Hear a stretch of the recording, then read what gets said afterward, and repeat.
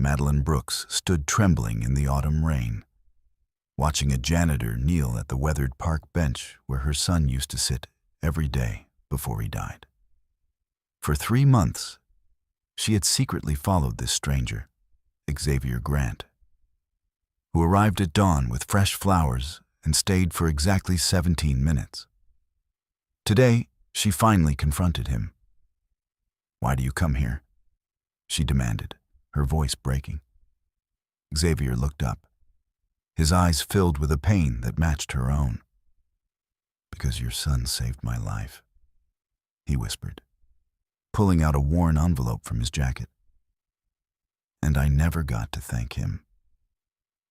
Madeline's hands shook as she recognized her son's handwriting on the envelope. Inside was a letter that would shatter everything she thought she knew about her son's final days. What secret had her son been keeping? What connection did this janitor have to her family? Stay with us to discover how this emotional story unfolds and reveals a truth that will restore your faith in humanity. Before we jump back in, tell us where you're tuning in from. And if this story touches you, make sure you're subscribed. Because tomorrow, I've saved something extra special for you. Madeline Brooks stood before the emergency board meeting, her fingers trembling as she gripped the podium. The 12 faces staring back at her represented everything she had built in the past 15 years as CEO of Brooks Technology Solutions. Yet today, she was about to dismantle the one thing that mattered most. Effective immediately, I'm recommending we dissolve the Ethan Brooks Memorial Foundation, she announced, her voice hollow. The foundation has served its purpose, and continuing it only prolongs grief that needs to end. The board members exchanged uncomfortable glances. Her late son's foundation had been providing scholarships and mentorship to underprivileged youth interested in technology for 3 years since his death at age 19. Closing it felt like erasing Ethan's legacy entirely. "Madeline, perhaps we should table this discussion," suggested Thomas Chen, her longtime friend and board member. "You're not thinking clearly." "I'm thinking perfectly clearly," Madeline snapped, her polished composure cracking. "Keeping this foundation open is keeping a wound from healing. Every scholarship recipient, every mentorship program, every annual gala is just a reminder that my son is gone. I can't do this anymore." She had spent 3 years pouring money and energy into the foundation, believing it would give Ethan's death meaning. Instead, it had become a monument to her failure as a mother. She hadn't known her son was struggling, hadn't known about his secret life helping others, hadn't known anything until it was too late. The conference room door suddenly burst open.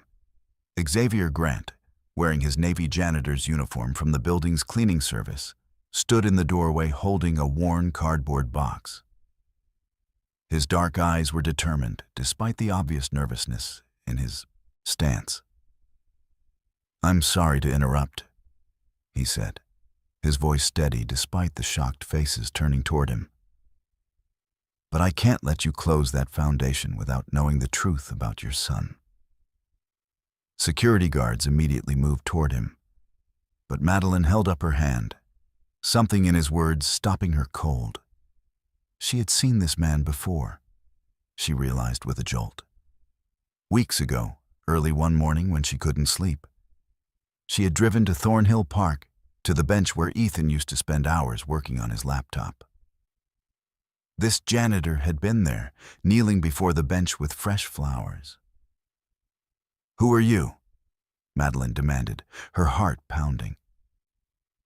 "My name is Xavier Grant," he said, stepping into the room despite the security guards flanking him. 3 years ago, your son saved my life, and I've been trying to figure out how to tell you this since the day he died." The boardroom fell completely silent. Madeline felt the floor shift beneath her feet. "That's impossible. I would have known if Ethan helped someone. I would have known." Xavier set the cardboard box on the conference table. That's exactly what he was afraid of. That you'd find out what he was doing and try to stop him because you'd worry it was too dangerous.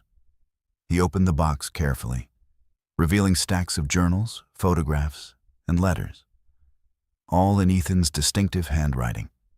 Madeline's breath caught in her throat as she recognized her son's careful script. Ethan didn't just want to change the world through technology, Xavier continued, his voice thick with emotion. He was already doing it, one person at a time, in ways you never knew about. And I'm not the only one he saved. Madeline moved closer to the table, her hands shaking as she reached for one of the journals. She opened it to a random page and saw her son's words. Met XG today at the downtown soup kitchen. Former teacher, lost everything to addiction after his daughter died. He doesn't think he deserves a second chance, but I'm going to prove him wrong. Her vision blurred with tears. You're XG, she whispered. Xavier nodded. Your son found me at my lowest point. I was living on the streets, had given up on everything. He convinced me to enter rehab, paid for the treatment himself, found me this job, and mentored me for a year. He saved my life, Mrs. Brooks. And according to these journals, I wasn't the only one. He pulled out a thick folder from the box. There are 17 people in here. 17 lives your son changed or saved in the 2 years before he died. Each one has a story. Each one wants to testify about what the Ethan Brooks Memorial Foundation means, not just as an abstract charity, but as a continuation of the work he was already doing. Thomas Chen stood up, moving to examine the journals. Madeline, did you know about any of this? She shook her head, unable to speak. How had she not known? How had her brilliant, compassionate son been living this entire secret life of helping others, and she had been completely blind to it? There's one more thing, Xavier said quietly, pulling out a sealed envelope with Mom written on it in Ethan's handwriting. He wrote this letter 6 months before he died. He gave it to me and made me promise that if anything ever happened to him, I would deliver it to you, but only when the time was right. Madeline's hands shook violently as she took the envelope. Why now? Why wait 3 years? Because he knew you'd blame yourself, Xavier said gently. He knew you'd try to make sense of his death by creating a foundation, by doing all the things you thought he would have wanted. He knew you'd eventually burn out and want to shut it all down. And he wanted you to know, when that moment came, that you weren't failing him. You were just finally ready to understand who he really was. The envelope felt impossibly heavy in her hands. Around the boardroom, the board members sat in stunned silence, watching this moment unfold. How did he die? Xavier asked softly. You've never publicly said what happened. Madeline's throat constricted. This was the question she'd avoided for 3 years, the truth she had hidden behind vague statements about a tragic accident. He fell, she whispered, from the roof of our downtown outreach center during a storm. They said he was checking on damage, but I never understood why he was there so late at night. Xavier's expression filled with understanding and pain. He was there because someone called him for help.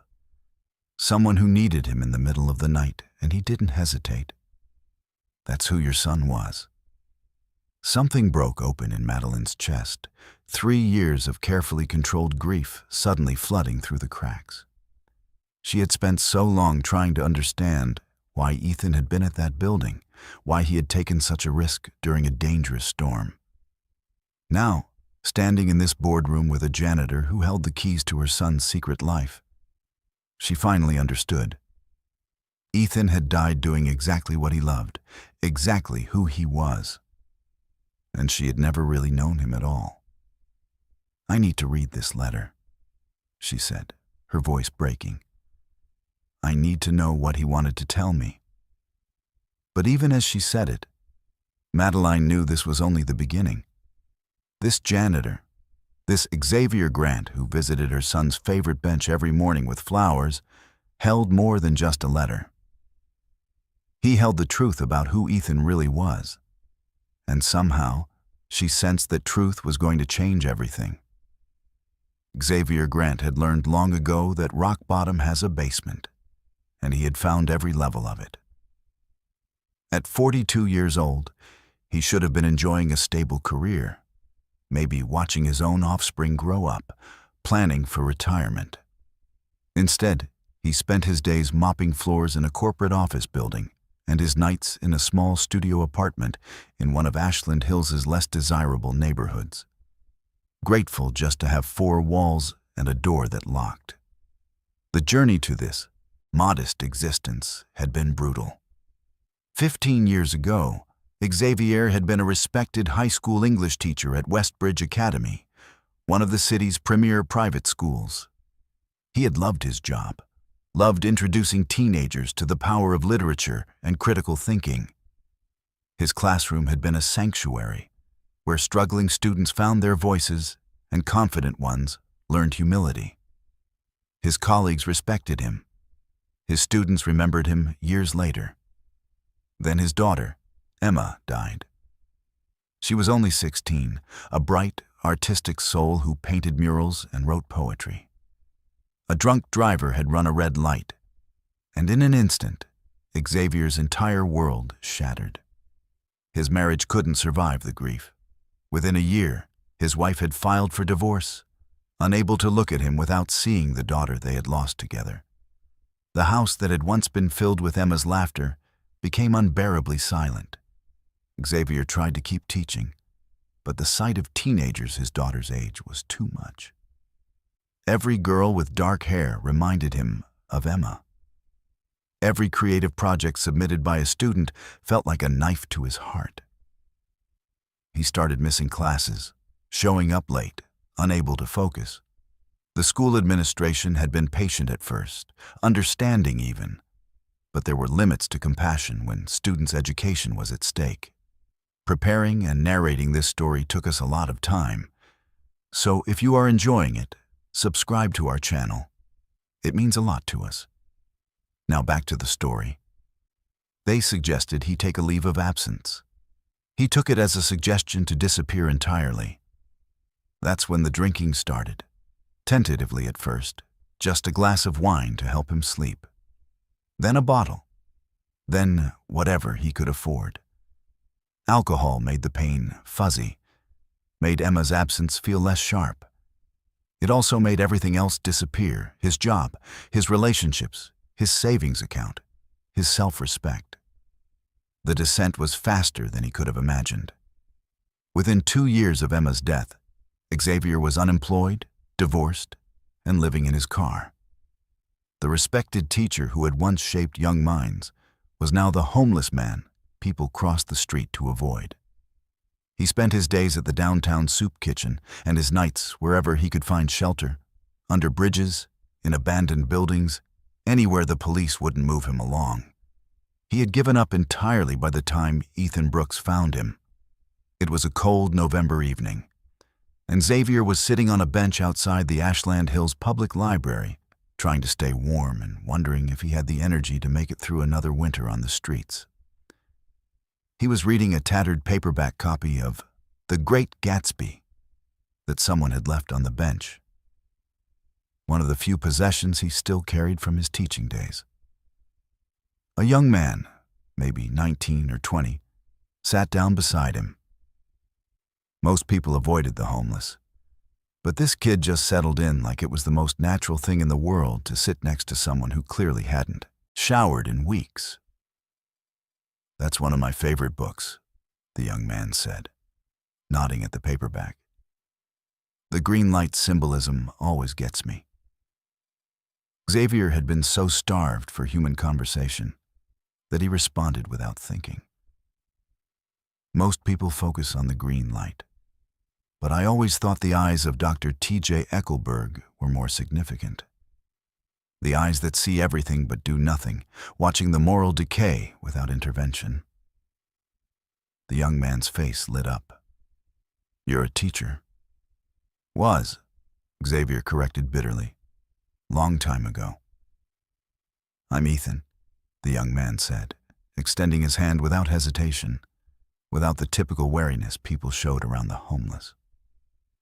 What's your name? Xavier. Though most people around here just call me Crazy X. Ethan shook his head firmly. I'll call you Xavier, or Mr. Grant if you prefer. A man who quotes Fitzgerald and discusses symbolism deserves to be called by his proper name. That conversation changed everything. Ethan came back the next day, and the day after that. He brought coffee, sandwiches, and most importantly, conversation. He never pitied Xavier, never treated him like a charity case or a project. He just talked to him like a person, asked his opinions about books, about teaching, about life. After 2 weeks, Ethan made his offer. I know a rehabilitation center in Sterling Valley, about 40 miles from here. It's a good program, intensive but effective. Would you consider going? Xavier laughed, a harsh sound. Kid, I appreciate the thought, but those places cost money I don't have. And even if I did, I'm too far gone. I'm not worth saving. Ethan's expression became serious. The cost is already covered. And you're wrong about the other thing. Everyone is worth saving, Mr. Grant. You just need to remember that you were once someone who helped shape young minds. That person is still in there. Xavier wanted to argue, wanted to explain that the person Ethan thought existed had died with Emma. But something in the young man's unwavering belief made him reconsider. Maybe, just maybe, there was a sliver of hope left. The rehabilitation center was grueling. 90 days of detox, therapy, and confronting every demon Xavier had been drowning with alcohol. Ethan visited every week without fail, sometimes bringing books, sometimes just sitting quietly while Xavier worked through the difficult days. He never asked for gratitude or recognition. He just showed up, consistent and steady. When Xavier completed the program, Ethan was there with next steps already planned. He had secured Xavier a job interview with the building management company that serviced Brooks Technology Solutions. The job was humble, janitorial work, night shifts cleaning corporate offices. But it came with a paycheck, benefits, and dignity. I know it's not teaching, Ethan had said, but it's a start. Once you're stable, we can talk about getting your teaching certification reinstated. Xavier had taken the job gratefully. For the first time in years, he had a routine, a purpose, and hope. Ethan continued to mentor him, meeting for coffee every week, helping him find an apartment, connecting him with a support group for recovering addicts. They talked about literature, about life, about Xavier's dreams of someday returning to the classroom. Then, 6 months into Xavier's recovery, Ethan died. The news came on a Tuesday morning. Xavier was at work, mopping the floors of the very building where Ethan's mother was CEO, when he heard employees whispering about the tragedy. The CEO's son, only 19, had fallen from a building during a storm. Gone, just like that. Xavier had collapsed in the hallway, sobbing, his carefully rebuilt world crumbling again. But this time, he didn't reach for a bottle. This time, he held on to everything Ethan had taught him about resilience, about purpose, about being worth saving. He attended Ethan's funeral from the back row, anonymous among hundreds of mourners, and made himself a promise. He would honor Ethan's memory by living the life Ethan had helped him reclaim. He would visit Ethan's favorite bench in Thornhill Park every morning before his shift, bringing flowers and spending 17 minutes there, because that's how long their first conversation had lasted. And someday, When the time was right, he would tell Madeline Brooks the truth about her extraordinary son. That day had finally come. Xavier just hoped he could find the words to explain how a homeless stranger and a wealthy CEO's son had formed a bond that transcended every social barrier, and how that bond had literally saved his life. Ethan Brooks had been gone for 3 years, 2 months, and 14 days. But Madeline could still hear his laugh echoing through the empty rooms of her Oakmont Heights estate. The sprawling house, with its 8 bedrooms and professionally landscaped gardens, had once been filled with the chaos of raising a curious, energetic boy. Now it was a mausoleum, beautiful and lifeless. Madeline stood in Ethan's bedroom, preserved exactly as he had left it the morning he died. His laptop sat closed on the desk, the screensaver frozen in time. His bookshelf overflowed with technical manuals, science fiction novels, and philosophy texts. His sneakers were still by the door, waiting for feet that would never wear them again.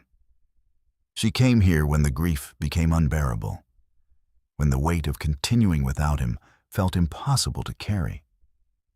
The room told a story of who she thought her son was. Brilliant, driven, passionate about technology and innovation. His walls were covered with posters of coding languages and inspirational quotes from tech pioneers. His desk held prototypes of apps he had been developing, ideas that could have changed industries. This was the Ethan she had known, the one she had raised to follow in her entrepreneurial footsteps. But Xavier's revelations had shattered that understanding. The journals and letters he had brought to the board meeting told a completely different story. One of a young man who cared less about disrupting markets and more about helping individuals. One who had been living a double life she never suspected. Madeline had spent the past week reading through Ethan's journals, and each entry broke her heart in new ways. He had documented his work with 17 different people, each one struggling with circumstances that had pushed them to society's margins. Xavier was just one story among many. There was Kiana, a talented musician who had aged out of foster care with nowhere to go. Ethan had found her performing for change in the subway and helped her get into a community college music program, paying her tuition anonymously. There was Dylan, a veteran suffering from untreated mental health issues, whom Ethan had connected with proper medical care and housing assistance. There was Lila, a single mother working 3 jobs to support her family, whom Ethan had helped with everything from childcare to job training. The list went on. 17 lives, 17 people Ethan had invested himself in completely, and Madeline hadn't known about any of them. How was that possible? How had she been so blind to her own son's secret life? The answer, she realized with painful clarity, was that she had been too focused on the wrong things. She had been so proud of Ethan's academic achievements, his acceptance to Stanford, his plans to start his own tech company. She had encouraged those ambitions, celebrated those successes, and completely missed the work that actually mattered to him. In one journal entry, dated 8 months before his death, Ethan had written, "Mom asked today about my plans for the company I want to start. I told her about the app development ideas, and she was so excited, already talking about venture capital and market research. I didn't have the heart to tell her that I don't want to build apps to make money. I want to build systems that connect people who need help with people who can provide it. I want to create something that matters, not something that profits." But she wouldn't understand. She'd worry that I'm wasting my potential. Those words haunted Madeline. Ethan had been right. She wouldn't have understood. She would have worried, would have tried to redirect him toward more practical pursuits. She had built a technology empire through relentless focus and strategic thinking. The idea of her son giving away his time and money to help strangers would have seemed inefficient, unsustainable, even naive. She had loved him fiercely, but she had never really seen him. The financial cost of Ethan's death paled in comparison to the emotional toll. Madeline had thrown herself into building the memorial foundation, believing it would give his death meaning. She had endowed it with $5 million, hired a full-time staff, and personally oversaw every scholarship and program. But it had all been based on her vision of who Ethan should have been, not who he actually was. The foundation focused on academic merit, on identifying promising students interested in technology careers. It was prestigious, selective, and completely missed the point of Ethan's actual work. He hadn't helped people because they showed promise or potential. He had helped them because they needed help, period. No applications, no selection criteria, no strings attached. Standing in his bedroom now, holding the letter he had written for her 3 years ago, Madeline finally understood why she had been ready to close the foundation. It wasn't just grief exhaustion. It was the unconscious recognition that everything she had built in Ethan's name was wrong. A monument to the son she had wanted him to be, rather than the son he actually was. With shaking hands, she broke the seal on the envelope and pulled out several handwritten pages. Ethan's familiar handwriting blurred through her tears as she began to read. "Dear Mom, if you're reading this, then I'm gone, and Xavier has decided you're ready to hear the truth. I'm sorry for keeping secrets from you. I know it wasn't fair, but I also know you would have tried to stop me if you knew what I was doing. Not because you didn't care, but because you cared too much and would have worried about my safety. I need you to understand something important. The life you built for me, the opportunities you provided, the values you instilled about hard work and excellence, none of that was wasted. I am who I am because of you. But I'm also who I am despite you, if that makes sense. You taught me that success means building something lasting and valuable.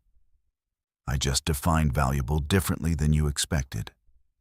Every person I helped, from Xavier to Kiana to all the others, they weren't charity cases to me.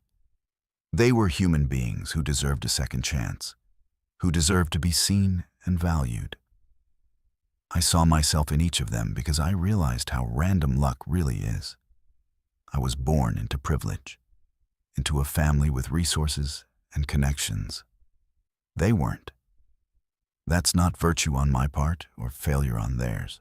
That's just circumstance. Here's what I need you to know. I was happy. Genuinely, deeply happy in ways I never was when I was just focusing on grades and college applications and impressing people.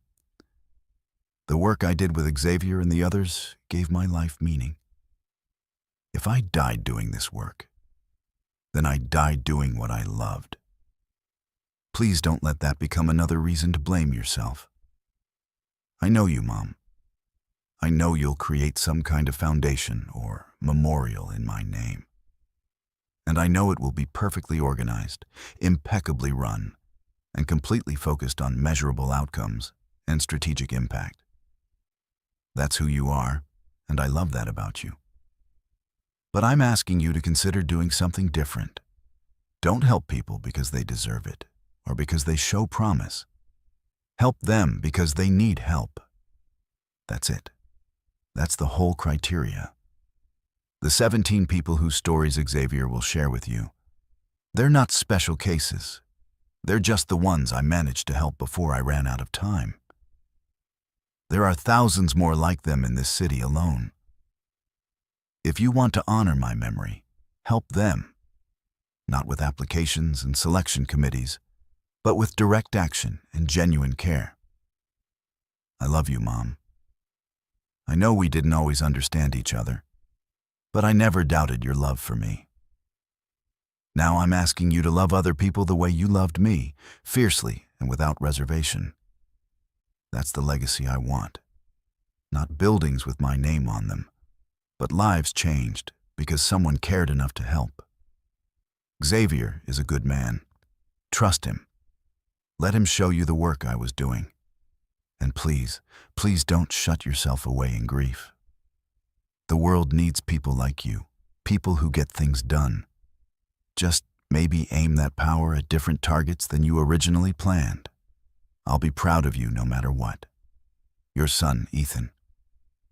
Madeline collapsed onto Ethan's bed, clutching the letter to her chest, and finally allowed herself to truly grieve. Not for the son she had imagined, but for the extraordinary young man she had never fully known. A young man who had died at 19 trying to help someone in need during a dangerous storm, because that's exactly who he was. The foundation she had built was wrong, but Xavier had given her a chance to make it right, to transform it into something Ethan would have actually wanted, if she was brave enough to listen. Madeline Brooks had built her empire from almost nothing, and that achievement defined her more than any other aspect of her identity. At 51, she was worth over $200 million, controlled a technology company with 3,000 employees across 12 states, and had her name on buildings at 2 universities. Forbes had featured her in their Power Women issue 3 times. Harvard Business School used her company as a case study in successful pivots and market disruption. But none of those accomplishments meant anything anymore. Not since Ethan died. She had grown up in a working-class neighborhood in Belmont Shore, the daughter of a factory worker and a grocery store cashier. Her parents had worked multiple jobs to keep food on the table and clothes on her back. There had been no college fund, no connections, no safety net. Just the fierce insistence from her mother that education was the only way out of generational poverty. Madeline had taken that message to heart. She had worked her way through community college, then transferred to a state university, taking classes during the day and working nights as a data entry clerk. She had graduated with a degree in computer science just as the tech industry was beginning to explode, and she had the timing and the tenacity to capitalize on that moment. Her first company had been a software consulting firm run out of her studio apartment. She had landed a few small contracts, built a reputation for reliability and innovation, and gradually expanded. By 30, she had 50 employees. By 35, she had sold that company for $20 million and immediately started Brooks Technology Solutions, focusing on enterprise resource planning software for mid-sized companies. The second company had been the real success story. She had identified a gap in the market, developed proprietary solutions, and aggressively pursued contracts. Within a decade, Brooks Technology Solutions had become an industry leader, known for cutting-edge software and exceptional client service. Madeline had personally overseen every major decision, working 80-hour weeks, sleeping in her office during critical product launches, sacrificing everything for growth. Including, she now realized, her relationship with her son. Ethan's father, Marcus, had been a brief marriage of convenience more than passion. They had met during her first company's expansion phase, both ambitious young professionals who mistook mutual respect for love. The marriage had lasted 5 years, long enough to have Ethan, before Marcus admitted he wanted a wife who was home more than she was at the office. The divorce had been amicable, with Marcus taking a generous settlement and minimal custody. He had moved to Seattle, remarried, and saw Ethan only during school breaks. Madeline had told herself she was giving Ethan everything she never had. Private schools, tutors, summer enrichment programs, every possible advantage. She had hired excellent nannies when he was young, enrolled him in the best schools, attended every parent-teacher conference, even if it meant rescheduling board meetings. She had been present in all the ways that could be scheduled and managed.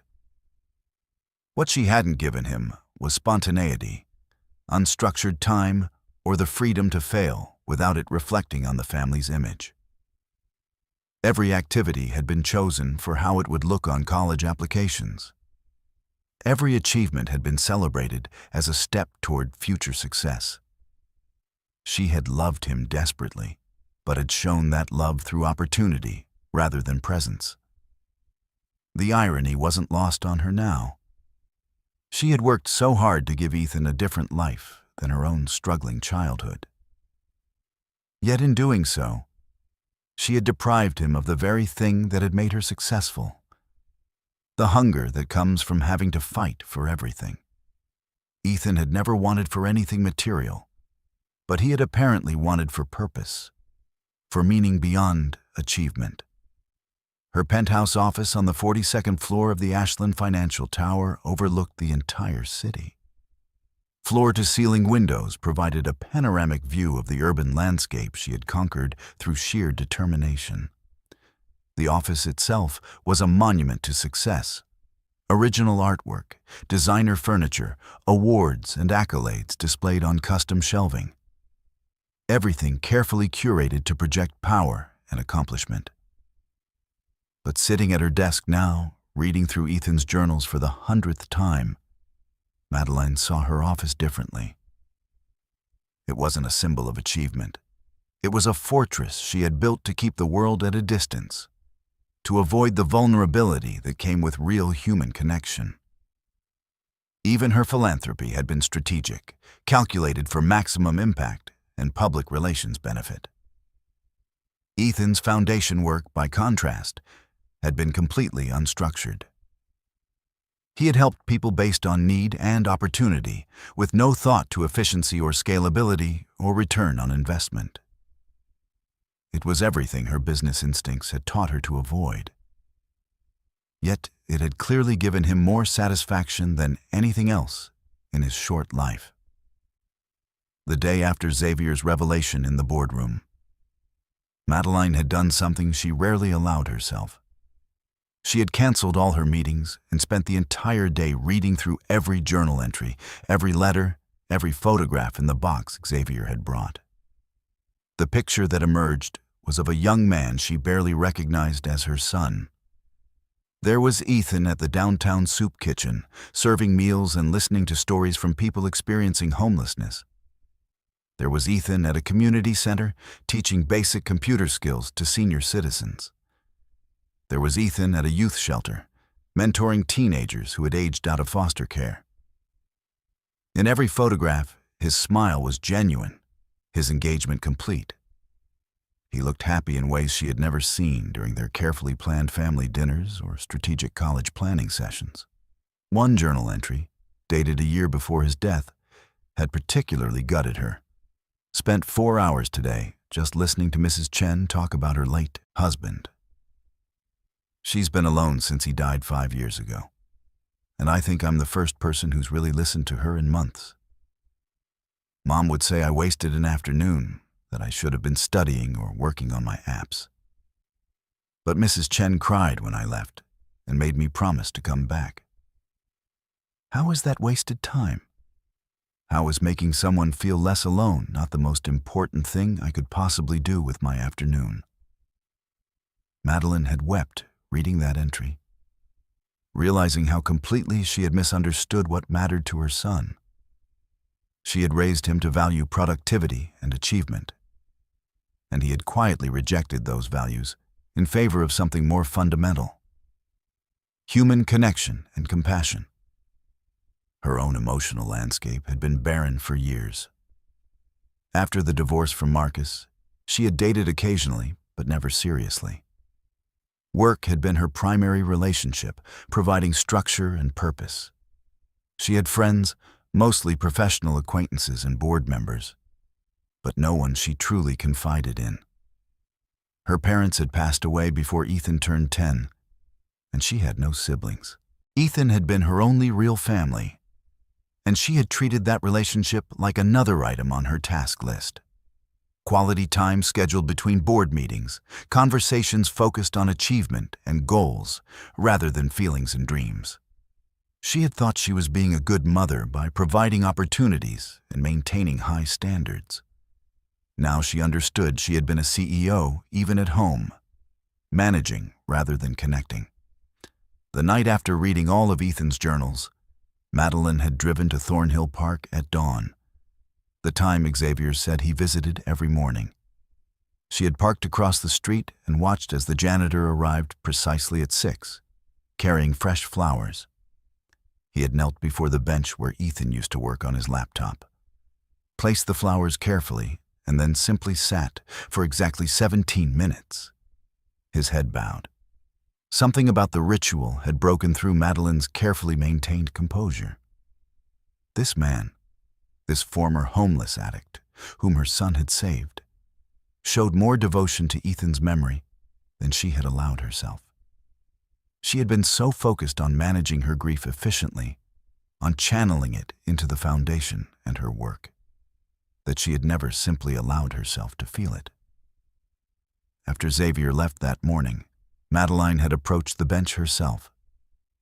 Fresh flowers lay against the weathered wood, small tokens of remembrance that spoke of consistency and care. She had sat where Ethan used to sit, trying to see the world through his eyes, trying to understand what he had found here that their mansion in Oakmont Heights couldn't provide. The answer, she realized, was freedom. Freedom from expectations, from the weight of being Madeline Brooks' son, from the pressure to achieve and impress. At this bench, he could just be Ethan, a young man trying to make the world slightly better one person at a time. Over the following weeks, Madeline had made a decision that surprised even herself. She began showing up at the same places Ethan had frequented, trying to retrace his steps and understand his work. She volunteered at the downtown soup kitchen where he had met Xavier. She visited the community center where he had taught computer classes. She spoke with the people who had known him, not as Madeline Brooks' son, but simply as Ethan. What she discovered shattered her remaining illusions. These people hadn't known Ethan was wealthy. He had never mentioned his mother's company or their family's resources. He had simply shown up consistently, offered help without judgment, and treated everyone with genuine respect and interest. He had been, by all accounts, an extraordinary young man who happened to have been raised by a mother too focused on success to notice his extraordinary qualities. The guilt was crushing.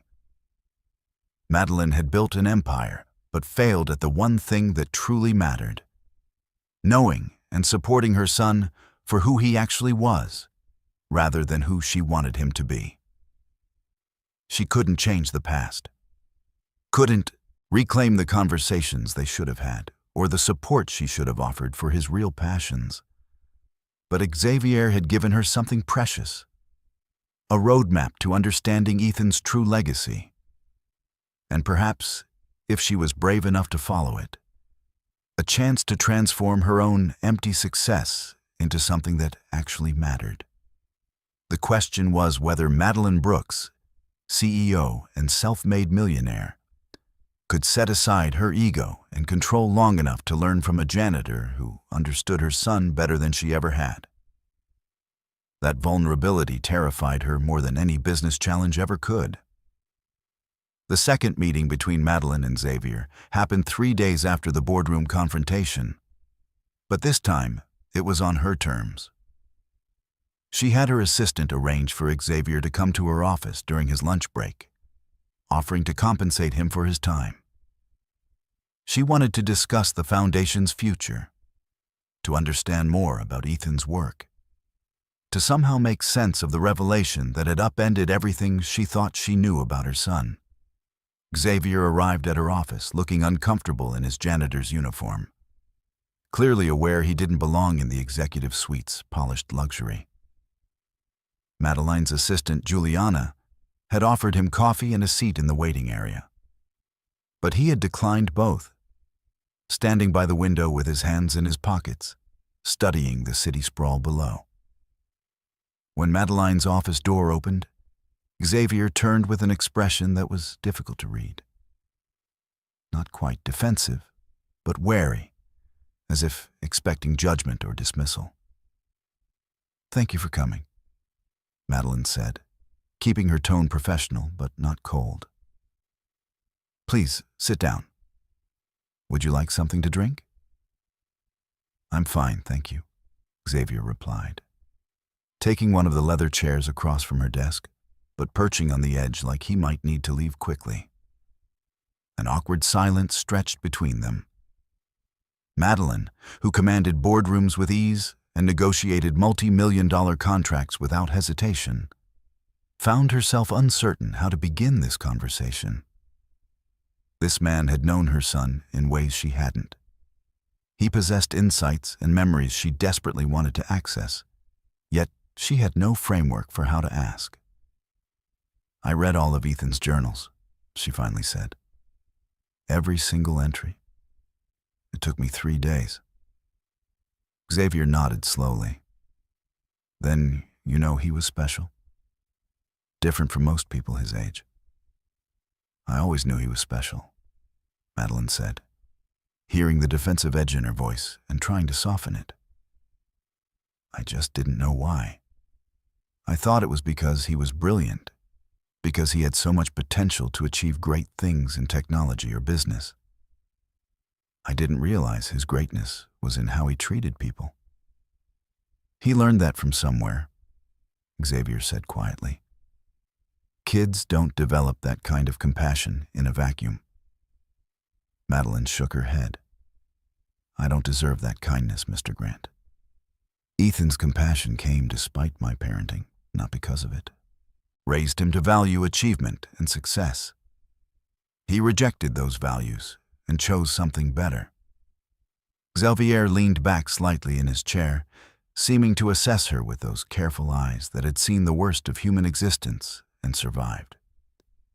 "Mrs. Brooks, can I be honest with you? Please." "Ethan talked about you all the time, about how hard you worked, how you built something from nothing, how you never gave up even when things were difficult. He admired you enormously. He just wished you would see that the same determination you put into building your company could be applied to helping individual people." The words hit Madeline like a physical blow. "He said that?" "Not in those exact words. But yeah, that was the essence of it. He wasn't rejecting your values. He was trying to expand them. He wanted you to see that success could mean more than quarterly earnings and market share." Madeline stood abruptly, moving to the window where Xavier had been standing moments before. The city stretched out below, all of it familiar territory she had conquered through strategic thinking and relentless execution. "I don't know how to do what he did," she admitted. "I don't know how to help people one-on-one without it becoming a project to manage or a problem to solve efficiently." "Maybe that's exactly what you need to learn," Xavier said. And there was no judgment in his voice, just simple observation. "Ethan's work wasn't efficient. It was effective. There's a difference." She turned to face him. "Teach me." Xavier looked surprised. "What?" "Teach me how to do what Ethan did. Show me the people he helped. Let me understand his approach. I want to transform the foundation into something that actually honors his real legacy. But I can't do that from this office, managing it like another business initiative. I need to understand the work from the inside." "Mrs. Brooks, I'm not qualified to teach anyone anything. I'm barely keeping my own life together." "You're exactly qualified," Madeline countered. "You knew my son. You understood his work. And you experienced it yourself. So you know what actually helps versus what just looks good on paper. I'm asking you to help me understand." Xavier studied her for a long moment, and Madeline forced herself not to fill the silence with more arguments or explanations. This was his decision, and she had to respect that, even though waiting for his answer felt unbearable. "Okay," he finally said, "but on one condition." "Name it." "You can't approach this like a CEO studying a new market. You have to be willing to actually be present with people, to listen without trying to fix everything immediately, to accept that sometimes help looks like just sitting with someone while they're struggling. Can you do that? Madeline's instinct was to say yes immediately, to assure him she could absolutely do whatever was required. But something made her pause and actually consider the question honestly. Could she sit discomfort without rushing to solve it? Could she be present with people's pain without immediately strategizing how to eliminate it? Could she value connection over results? I don't know, she admitted. But I want to try. I need to try for Ethan. Xavier stood, and for the first time since entering her office, he smiled slightly.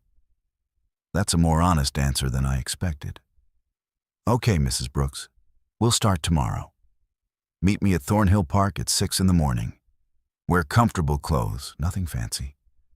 And don't bring your assistant or security or any of the normal entourage, just you.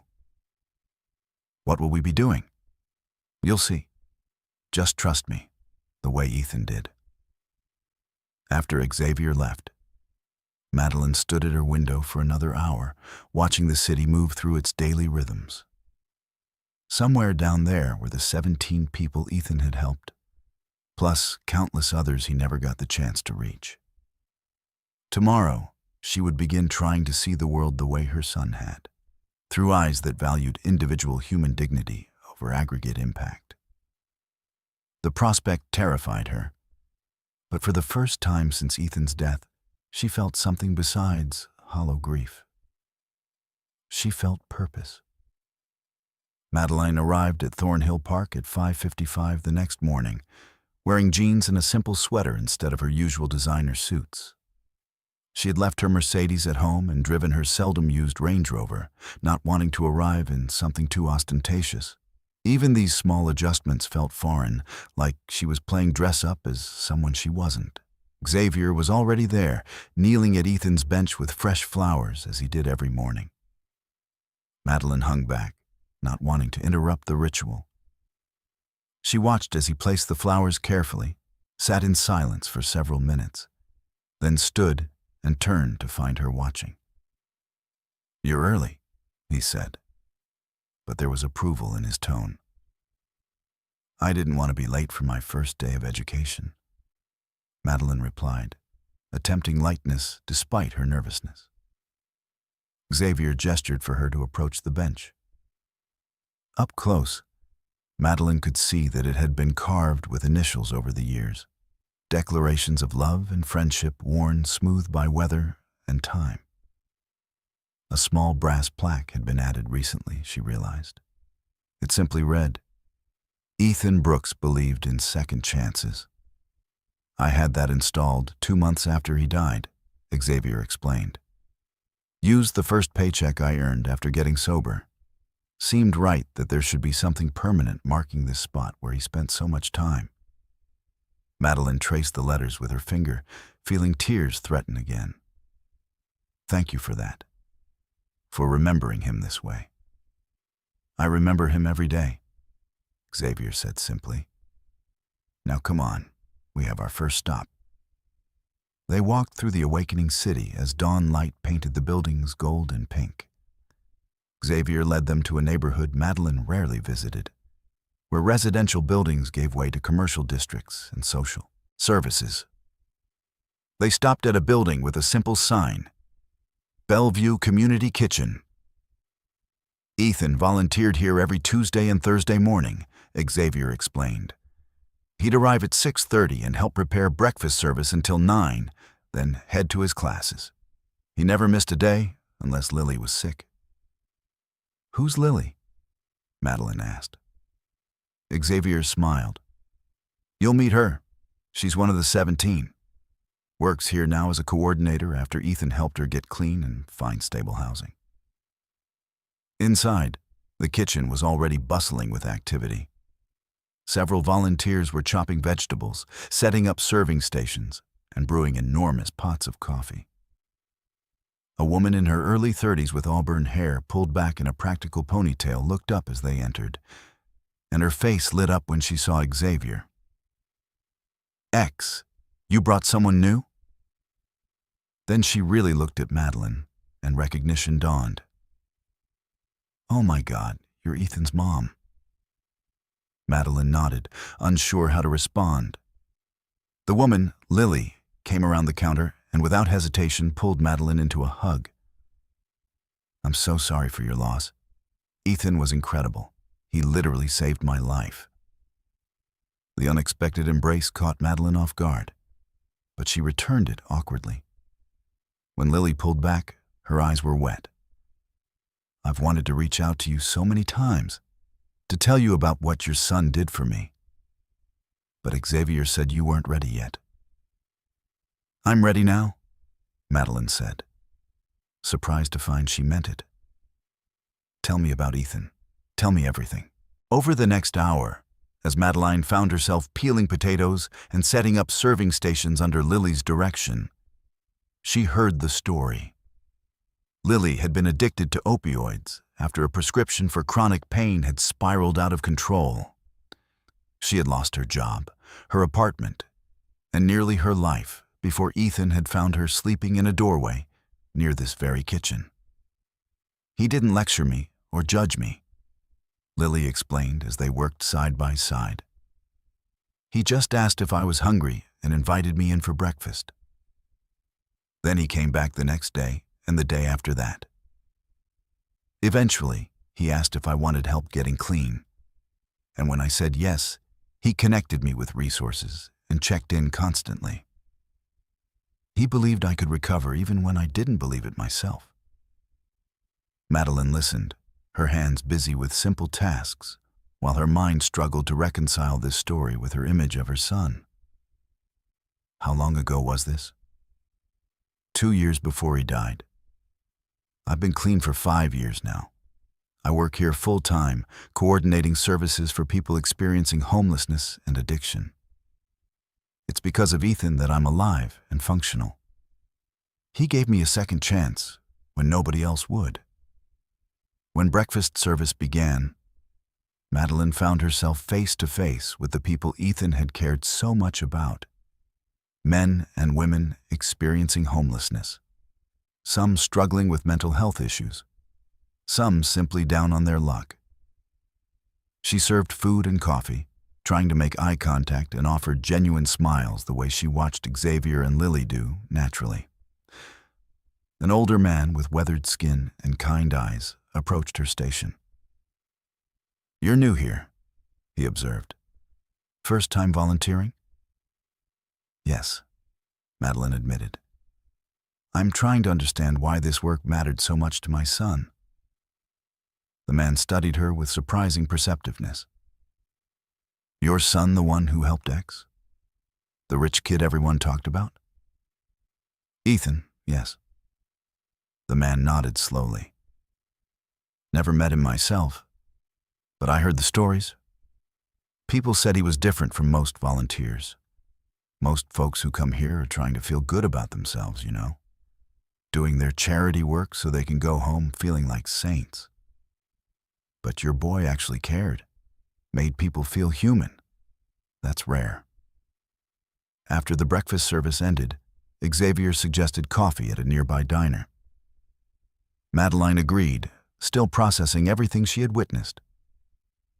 They sat in a worn booth with cracked vinyl seats, and Madeline ordered black coffee even though she usually preferred elaborate lattes from expensive cafes. "How are you doing?" Xavier asked once they were settled. "Overwhelmed," Madeline admitted. "That man who talked to me, he said most volunteers are there to feel good about themselves. I think he was right. I've done charity work my entire career, serving on boards, writing checks, attending galas. But I've never actually served food to someone experiencing homelessness before today. I've never had a direct conversation with the people supposedly benefiting from my philanthropy." "That doesn't make you a bad person," Xavier said gently. "It just means you were approaching charity from the only framework you knew. Efficient, scalable, strategic. Ethan approached it differently because he valued individual connection over aggregate impact." "Can I learn to do that?" Madeline asked. Can I learn to see people the way he did? Or am I too old and too set in my ways? Xavier smiled. The fact that you're asking that question means you can learn. But it won't be comfortable. You're going to have to sit with other people's pain without being able to fix it immediately. You're going to have to accept that sometimes the best help is just listening.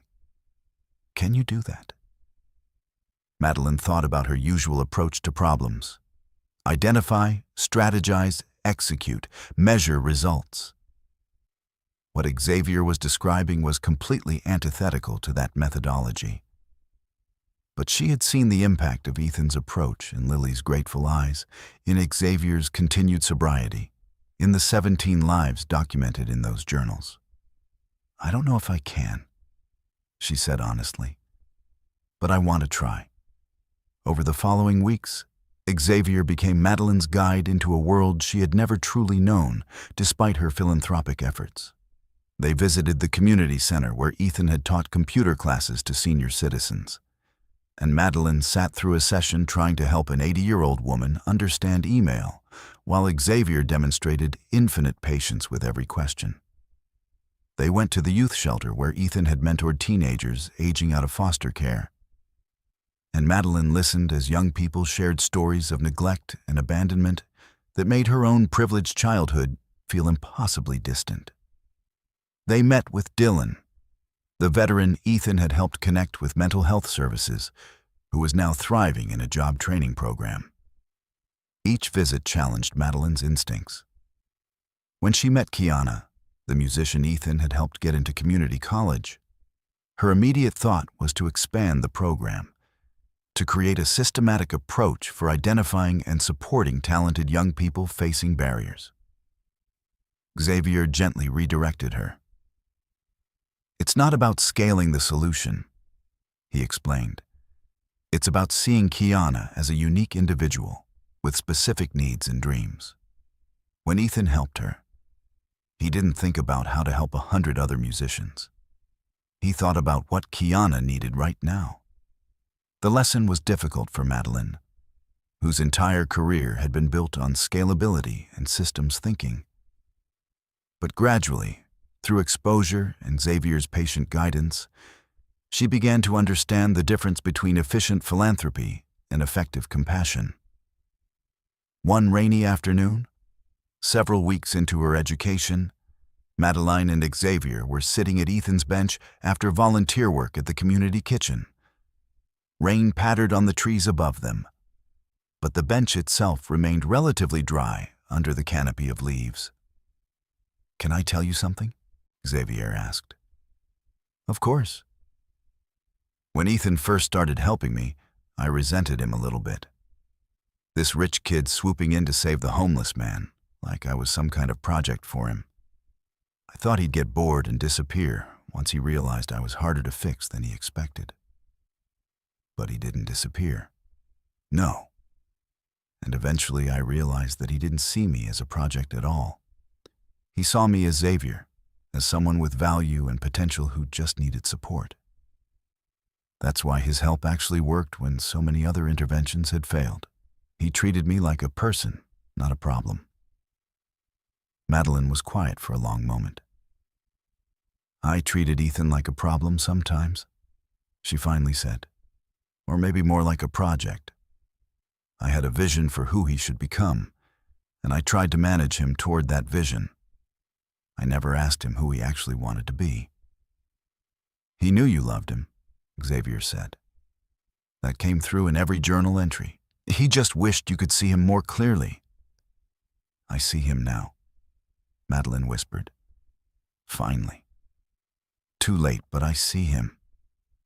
Xavier reached over and squeezed her hand, a gesture of comfort that would have been unthinkable a month ago. It's not too late to honor who he was. The foundation, the work you're doing now, learning to see people the way he did, that's not too late. That's exactly what he would have wanted. As they sat together in comfortable silence, Madeline realized something had shifted between them. Xavier was no longer just the janitor who had known her son. He had become a friend, perhaps the first genuine friend she had made in decades. Someone who saw past her success and status to the grieving mother underneath, and who cared enough to guide her toward becoming someone Ethan would have been proud of. The rain intensified, and they finally stood to leave, both soaked but neither particularly bothered by it. As they walked back toward where Madeline had parked, she found herself thinking that Ethan had been right about so many things. The connection between people mattered more than achievement. Presence mattered more than productivity. And sometimes the most important work couldn't be measured or scaled or optimized. It could only be lived, one person and one moment at a time. The rupture came 6 weeks into Madeline's transformation, on an otherwise ordinary Tuesday afternoon. She had been reviewing Foundation financial records in preparation for the quarterly board meeting when she noticed an unusual pattern of payments. Small amounts, never more than a few $1,000s, but consistent and always to the same recipient, Xavier Grant. Her stomach clenched as she pulled up the detailed transaction history. 23 separate payments over the past 3 years, totaling nearly $70,000. The descriptions were vague. Participant support, program assistance, research consultation. But they all dated back to before Xavier had revealed himself in that boardroom, before she had known anything about his connection to Ethan. Madeline felt something cold settle in her chest. She called her assistant, asking for copies of all documentation related to these payments. What arrived an hour later confirmed her worst suspicions. The payments had been authorized through a discretionary fund that Ethan had controlled before his death, then continued posthumously through automated transfers Xavier himself had set up with Foundation staff. She had been played. All of it. The emotional revelation in the boardroom, the patient guidance through Ethan's world, the friendship she thought had been forming. It was all built on a foundation of financial dependency Xavier had carefully constructed and hidden from her. Madeline didn't call Xavier to her office this time. She went to find him herself, fury propelling her through the building's corridors until she found him on the 35th floor, emptying trash bins with methodical efficiency. "How much?" she demanded without preamble. Xavier looked up, startled. "Mrs. Brooks, I'm working right now. Can this wait until—" "How much did my son pay you? How much have you taken from the Foundation while pretending to be his grateful friend?" Her voice echoed in the empty hallway. Understanding dawned on Xavier's face, followed by something that looked like resignation. "You found the payments." "Yes, I found the payments.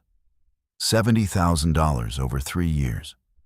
Were you ever going to tell me, or was this whole mentorship charade just about keeping your income stream flowing?"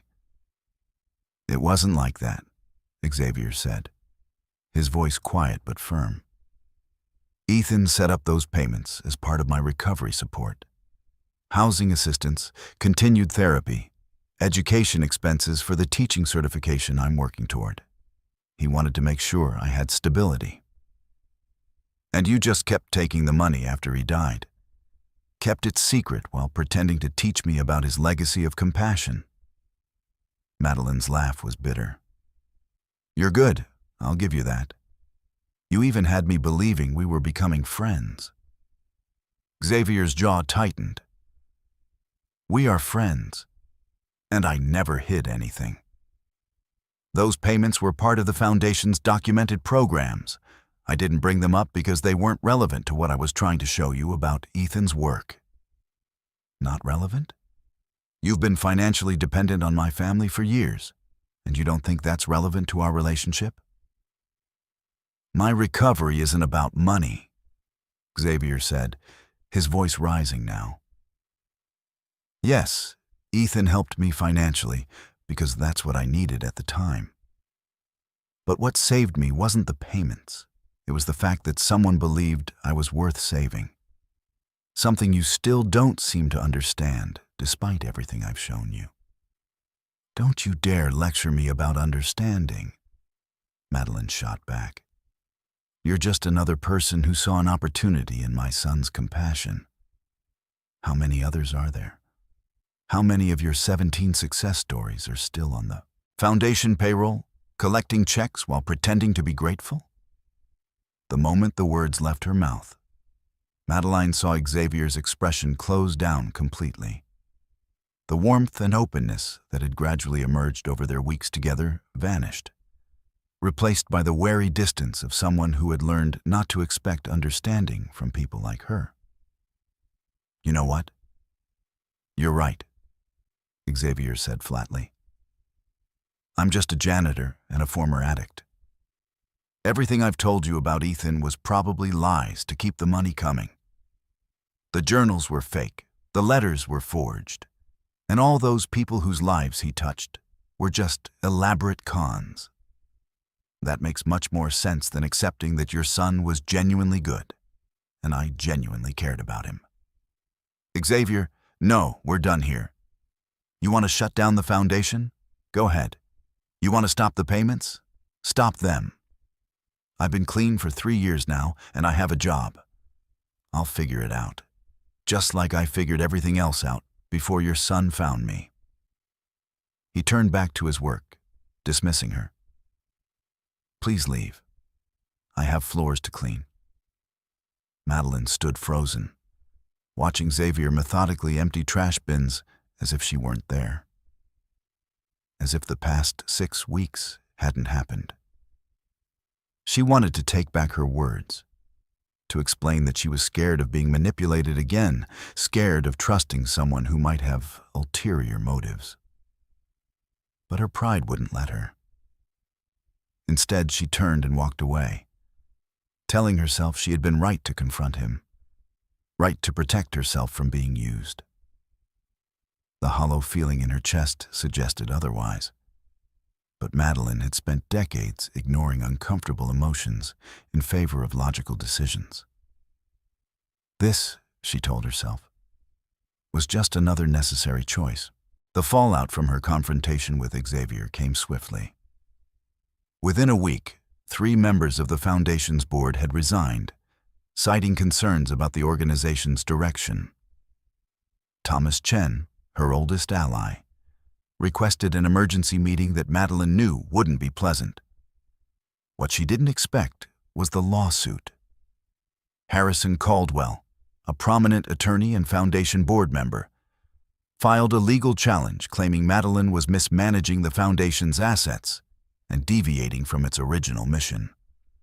The petition, filed in probate court, argued that the Foundation should be placed under independent oversight to ensure Ethan's legacy was properly honored. He's using the payments to Xavier as evidence, Thomas explained when they met in her office. Claims you've been manipulated by a con artist into redirecting Foundation resources away from legitimate scholarships toward unvetted individuals with substance abuse histories. Madeline felt sick. Xavier isn't a con artist. Maybe not, but the optics are terrible. A grieving mother, a charming recovered addict with financial ties to her dead son, unexplained payments, radical changes to Foundation programs. Caldwell is painting a picture of exploitation and mismanagement.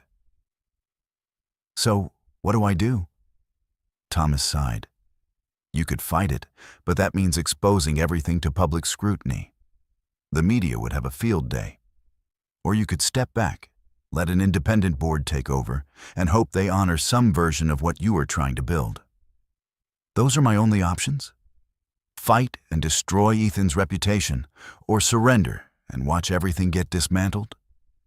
Unless you have evidence that what you were doing was actually Ethan's vision. Real evidence, not just journals that could be dismissed as teenage idealism. Madeline spent that night rereading Ethan's letter, searching for something she could use in court. But the letter was personal emotional. Not the kind of legal documentation that would satisfy a judge.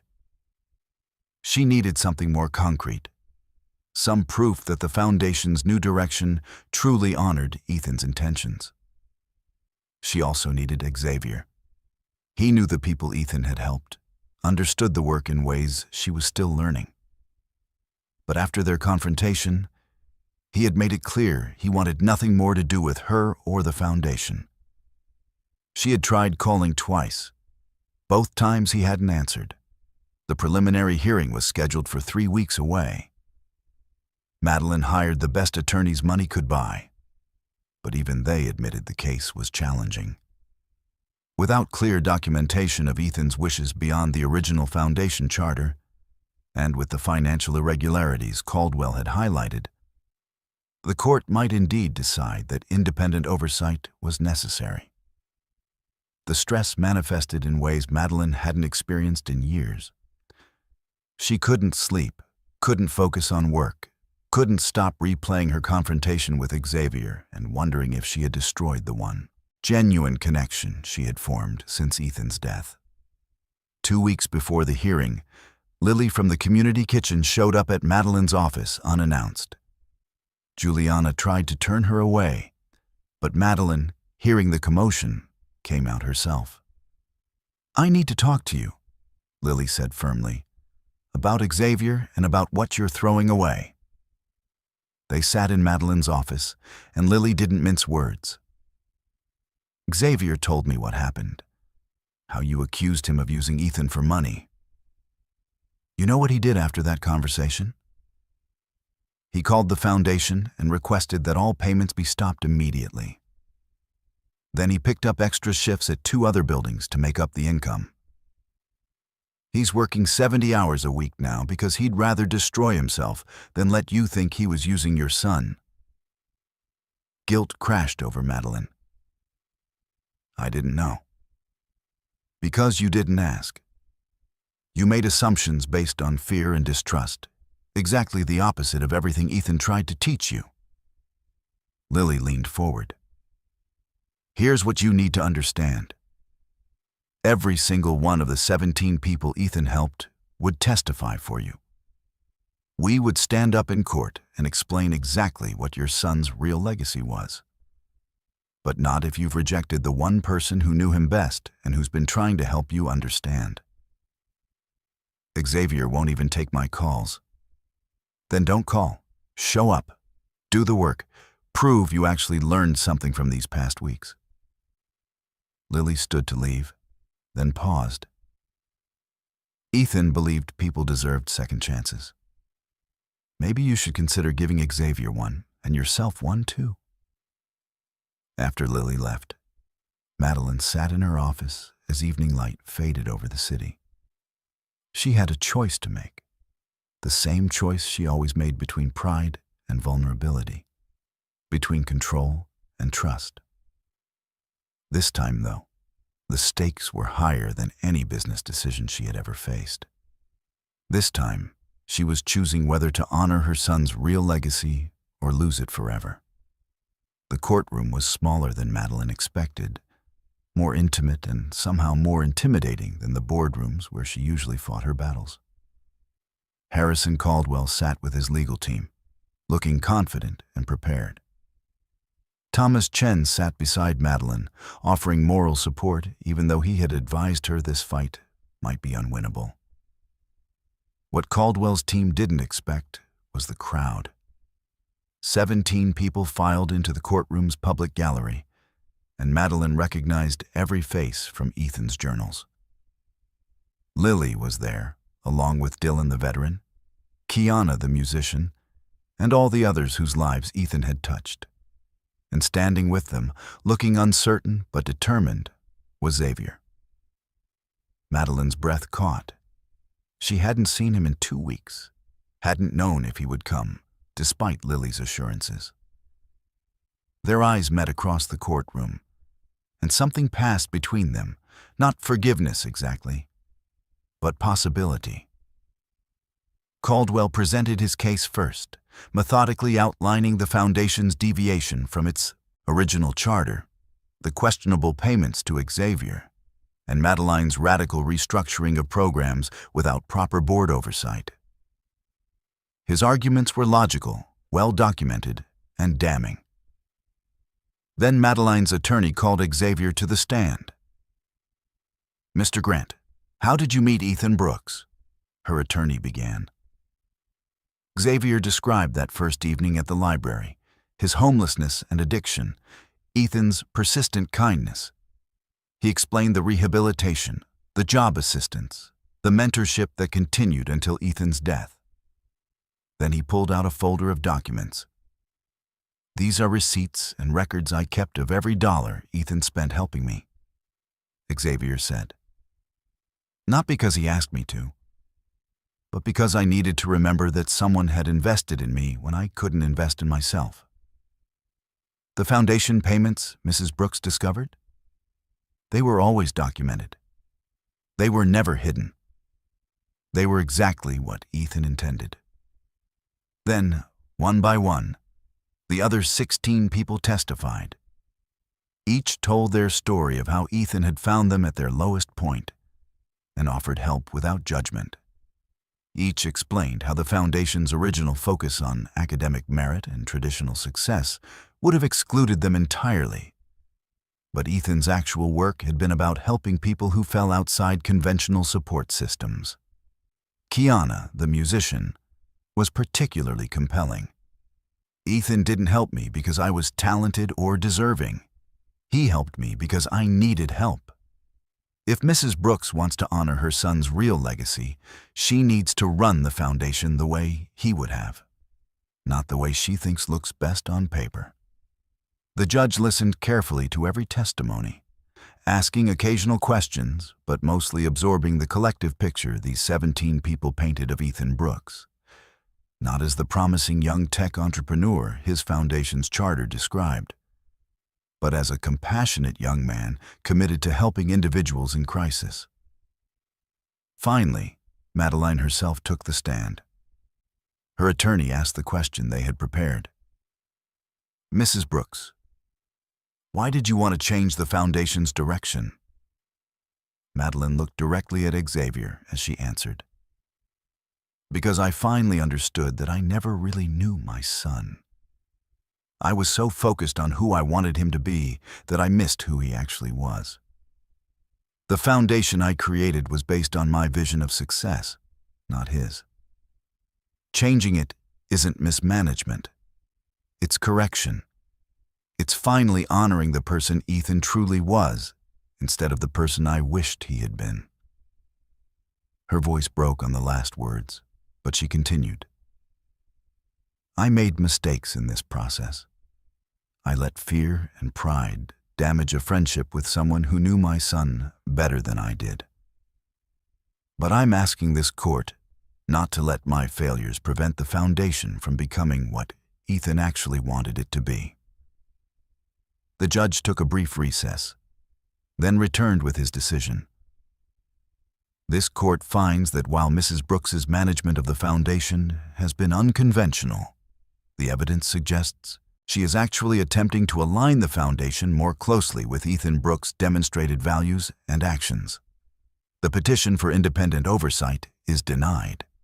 However, this court recommends the Foundation establish a formal advisory board, including individuals who directly benefited from Ethan Brooks's assistance, to ensure future decisions reflect his actual legacy." Relief flooded through Madeline, but she barely heard the rest of the judge's comments. She was watching Xavier, who looked equally relieved and emotional. As the courtroom cleared, they found themselves face to face in the hallway. "I'm sorry," Madeline said before he could speak. "You were right. I was scared of being used, so I assumed the worst instead of trusting what we had built together. I was wrong." Xavier nodded slowly. "I should have been more upfront about the financial support. I didn't think it mattered. But I can see why it felt like a betrayal when you discovered it." "Can we start over?" Madeline asked. "Not as CEO and janitor, but as two people trying to honor someone we both loved. Xavier extended his hand. I'd like that. As they shook hands, Madeline felt something shift, not back to where they had been before the rupture, but forward into something more honest and resilient. They had broken trust and rebuilt it. That made their connection stronger, not weaker. The foundation would continue, but better now, informed by Ethan's real vision and guided by people who understood what he had actually tried to accomplish. It wasn't the legacy Madeline had originally imagined for her son, but it was the one he deserved. 14 months after the courtroom victory, Madeline stood in the lobby of the newly renovated Ethan Brooks Community Center, watching as Xavier cut the ribbon on what had once been an abandoned warehouse in the Bellevue district. The transformation was remarkable, not just of the building, but of everything the space represented. The center housed a commercial kitchen that provided job training, computer labs offering free technology education, meeting rooms for support groups, and a small medical clinic staffed by volunteer healthcare providers. But more importantly, it operated on principles Ethan had lived by. Help was available to anyone who needed it. No applications required, no proof of worthiness demanded, just human beings supporting other human beings through difficult times. Madeline had sold her Oakmont Heights estate 6 months ago, the sprawling mansion that had always felt too empty after Ethan died. She had moved into a more modest home in Ashland Hills, walking distance from the community center, and redirected the remaining funds into the foundation's endowment. Her penthouse office remained, but she spent less time there now, preferring to work from a small office at the center, where she could stay connected to the actual work being done. The foundation's board had been restructured exactly as the judge had suggested. Xavier served as director of outreach, overseeing programs and ensuring they remained true to Ethan's vision. Lily managed the recovery support services. Dylan coordinated veteran assistance programs. Kiana ran arts education initiatives. All 17 of the people Ethan had helped now played active roles in the foundation's work, transforming from recipients of charity into leaders of a movement. Thomas Chen had remained on the board, increasingly impressed by the foundation's impact despite his initial skepticism. Even some of the board members who had resigned had quietly returned, admitting they had been wrong to doubt Madeline's transformation. Harrison Caldwell, the attorney who had challenged her in court, had never apologized. But Madeline no longer cared about his opinion. She had learned to measure success differently now. The changes extended beyond organizational structure. Madeline had stepped back from her role as CEO of Brooks Technology Solutions, appointing a successor and moving into a chairman position that required far less day-to-day involvement. The decision had shocked the business community, with several financial publications running speculative pieces about her mental state and leadership capacity. She had ignored them all. Her relationship with Xavier had evolved into something she struggled to define for people who asked. They weren't quite friends in the casual sense. Their history was too complicated and painful for that easy label. But they had become something deeper, partners in honoring Ethan's legacy, confidants who understood each other's failures and growth, two people bound by shared purpose and hard-won trust. They still met at Thornhill Park most mornings, both arriving around 6 to spend time at Ethan's bench before the day's work began. Xavier still brought flowers, and Madeline had started bringing coffee for both of them. They would sit in comfortable silence or discuss foundation matters, or sometimes just talk about their lives, the ordinary details that constituted genuine friendship. On this particular evening, after the ribbon-cutting ceremony and the speeches from community leaders and the tours given to local media, Madeline and Xavier found themselves alone in the center's main hall. The space was still filled with folding chairs from the ceremony, but everyone else had filtered out to the reception being held at the community kitchen next door. Ethan would have loved this. Xavier said quietly, looking around at what they had built together. He would have complained that we made it too formal. Madeline replied with a small smile. All the speeches and ribbon-cutting ceremony. He would have preferred we just opened the doors and started helping people without all the fanfare. True, Xavier agreed. But he also would have understood that sometimes ceremony matters. Sometimes people need to see that change is possible, that institutions can transform. This center proves that. Madeline nodded, feeling the weight of the past year settle over her. The journey from that first confrontation in the boardroom to this moment had been the most difficult period of her life, harder even than the immediate aftermath of Ethan's death. She had been forced to confront every assumption she held about success, worth, and human connection. She had failed repeatedly, hurt people she cared about, and struggled against every instinct that told her to retreat into the comfortable certainty of business logic. But she had also discovered capacities she didn't know she possessed. The ability to sit with someone's pain without trying to fix it immediately. The ability to value presence over productivity. The ability to measure impact not in quarterly reports, but in individual lives transformed. She had learned, slowly and imperfectly, to see people the way Ethan had. "Can I tell you something?" Madeline asked, breaking the comfortable silence. "Of course." "I used to think the worst tragedy of Ethan's death was that he never got to fulfill his potential, never got to build the companies or make the innovations I thought he was capable of. But I understand now that he had already fulfilled his potential. He was exactly who he was supposed to be, and I just couldn't see it because I was measuring him by the wrong standards." Xavier was quiet for a moment. "That's a hard realization to come to." "It is. But also freeing in a strange way. I don't have to wonder anymore what Ethan could have become. I just have to honor what he was." She gestured around the center.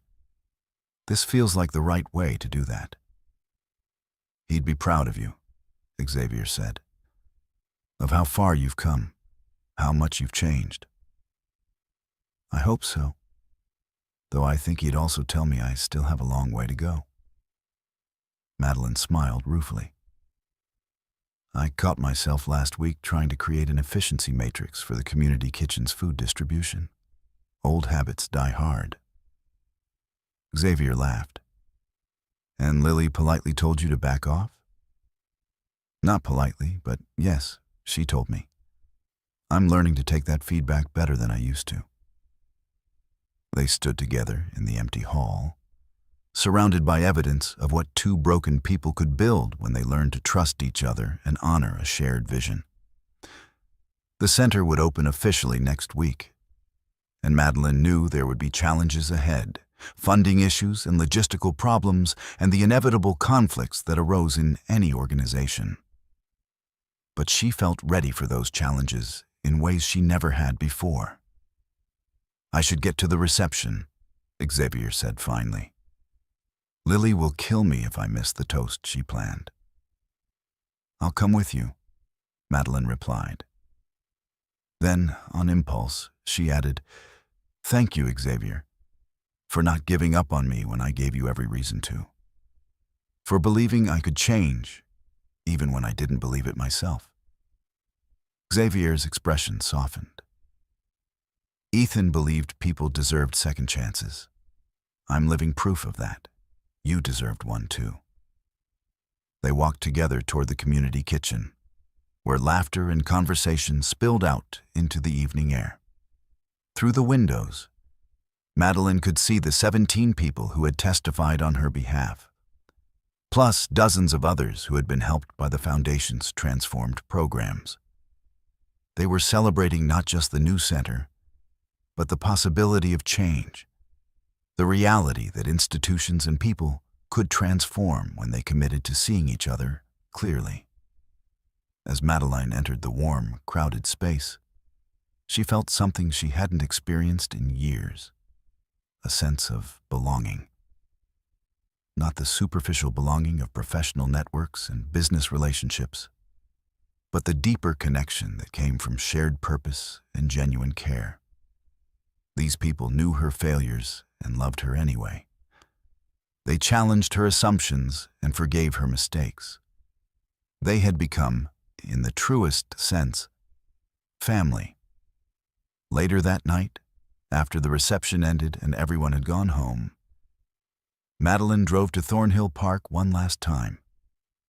She sat at Ethan's bench under the stars, tracing the brass plaque Xavier had installed. Ethan Brooks believed in second chances. "I got my second chance," she whispered into the darkness. "I got to understand who you really were, and I'm trying every day to honor that. I hope wherever you are, you can see what we've built. I hope you know that your life mattered, not because of what you could have accomplished, but because of who you were and how you loved people." A gentle breeze moved through the trees, carrying the scent of the flowers Xavier had left that morning. Madeline sat for a long time, feeling close to her son in ways she never had when he was alive. She had finally learned to see the world through his eyes, to value what he valued, to love the way he had loved. It was, she realized, the greatest gift he could have given her. Not success or achievement, but the ability to recognize what truly mattered. Connection, compassion, and the courage to help others even when the world said they weren't worth saving. Sometimes the families we build, the legacies we create, the lives we touch, those matter more than any empire or achievement. Ethan had understood that at 19. It had taken Madeline 51 years and her son's death to learn the same lesson. But she had learned it. And now, finally, she could live it. 3 years after the Ethan Brooks Community Center opened its doors, Madeline found herself doing something she never imagined possible, teaching a class on business fundamentals to a group of people rebuilding their lives after incarceration, homelessness, and addiction. The classroom was modest, located on the second floor of the center, with whiteboards covering the walls and mismatched chairs arranged in a semicircle. Her students ranged in age from 22 to 67, each carrying stories of struggle and survival that humbled her every single week. This was her 4th semester teaching the course, and she had learned far more from her students than they would ever learn from her. "Okay, so let's talk about your business plans," Madeline said, settling into one of the chairs rather than standing at the front like a traditional teacher. Ethan had always believed in circles rather than hierarchies, and she had adopted that approach. "Anthony, you wanted to start a landscaping company. Walk us through your financial projections." Anthony White, a former construction worker who had lost everything to gambling addiction before finding recovery through the center's programs, stood nervously. He had been clean for 18 months now and possessed a work ethic that reminded Madeline of her younger self. His hands shook slightly as he presented his business plan, but his numbers were solid and his vision clear. After class ended, Xavier appeared in the doorway. He had just finished leading a literature discussion group in the room down the hall, another program inspired by his own journey from respected teacher to homeless addict to community leader. He had finally completed his teaching recertification 6 months ago, and now split his time between the center and substitute teaching at local schools, working toward a full-time position. "How did it go?" he asked as Madeline gathered her materials. "Anthony's ready," she said with satisfaction. "I think by next quarter he'll be able to launch his business. Ella from the women's shelter wants to partner with him, providing administrative support while he handles the field work." Xavier smiled. Ethan would love seeing people collaborate like that, building something together instead of competing. They walked through the center together, as had become their ritual after evening classes. The building was alive with activity, even at 7 in the evening. The community kitchen was preparing meals for tomorrow's breakfast service. The computer lab buzzed with students learning coding and digital literacy. Support groups met in various rooms, people helping each other through recovery, grief, job searches, and life transitions. The center now served over 300 people weekly, with programs constantly expanding based on community need rather than strategic planning. It was messy and inefficient by traditional nonprofit standards. But it worked because it was responsive and human-centered, exactly as Ethan had operated. "I had lunch with Kiana today," Xavier mentioned as they paused by the wall of photographs documenting the center's history. "She got accepted into Berklee College of Music with a full scholarship. She's heading to Boston in the fall." Madeline felt pride swell in her chest. Kiana had been performing at subway stations when Ethan found her 5 years ago. Now she was pursuing professional musical training at one of the world's premier institutions. "That's wonderful. We should celebrate." "She wants a small gathering, just the original 17 and close friends. She specifically asked for you to be there." The original 17, as they had come to be known, remained the heart of the Foundation's work. Some, like Lily and Dylan, worked full-time at the center.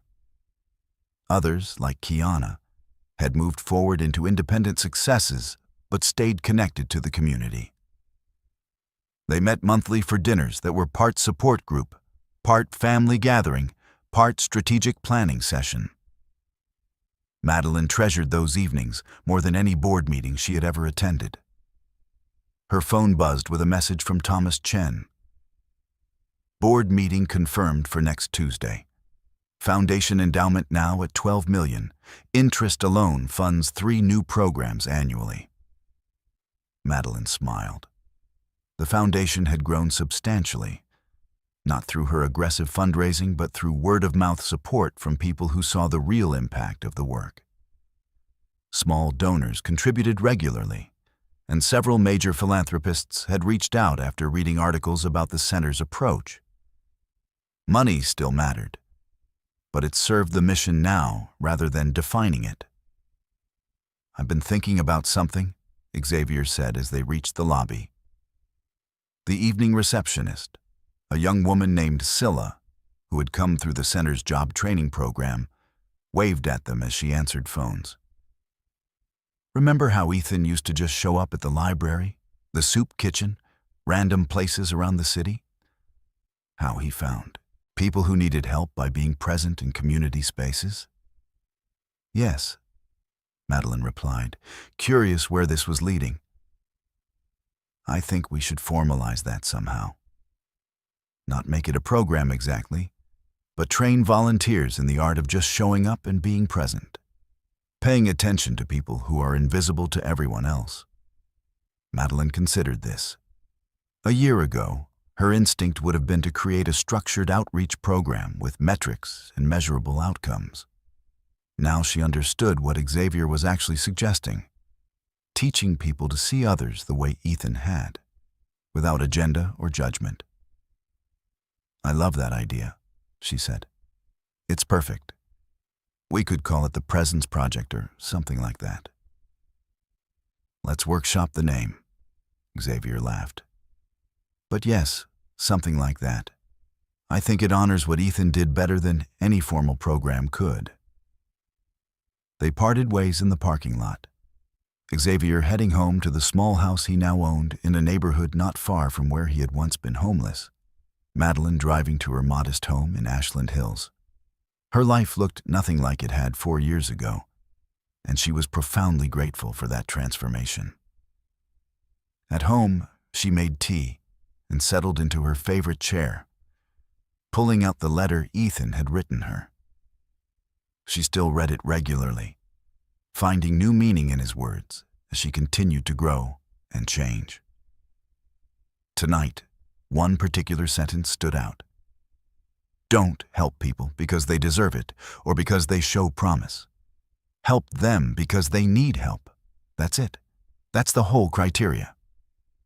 So simple, so revolutionary, so completely contrary to everything she had believed before Xavier walked into that boardroom carrying a box of journals and the truth about her son. Madeline pulled out her own journal, a practice she had adopted over the past year. She wrote about Anthony's business plan, about Kiana's scholarship, about Xavier's idea for the Presence Project. She wrote about feeling more fulfilled now, living simply and serving others, than she ever had building her technology empire. She wrote about Ethan, about missing him every single day, but feeling closer to him now than when he was alive. About understanding that grief never really ended. It just transformed into something you carried differently, something that could fuel purpose rather than just pain. Her final entry for the night was a simple acknowledgement. I spent the first 51 years of my life measuring success by the wrong standards. Ethan tried to show me a better way, but I couldn't see it until Xavier forced me to look. Now I understand that the most important legacy isn't what we build or achieve, but who we help and how we love. Everything else is just noise. She closed the journal and sat in peaceful silence, grateful for second chances, for Xavier's patience, for the 17 people who had testified to Ethan's real legacy, for the opportunity to spend her remaining years honoring her son by becoming more like him. Sometimes the greatest transformations happen not when we finally achieve our goals, but when we learn to value completely different things. Madeline had built an empire, lost her son, and discovered that meaning was found not in boardrooms and profit margins, but in community spaces where broken people helped each other heal. It had taken her a lifetime to learn what Ethan understood at 19. But she had learned it. And every day, she lived it a little better. Up next, you've got 2 more standout stories right on your screen. If this one hit the mark, you won't want to pass these up. Just click and check them out. And don't forget to subscribe and turn on the notification bell so you don't miss any upload from us.